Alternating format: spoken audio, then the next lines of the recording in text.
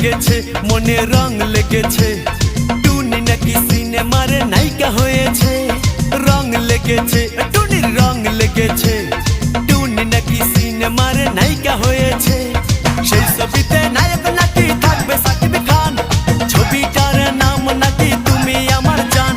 টুনির জ্বালায় এবার আমার যাবে রে প্রাণ রং লেগেছে মনে রং লেগেছে টুনি নাকি সিনেমার নায়িকা হয়েছে।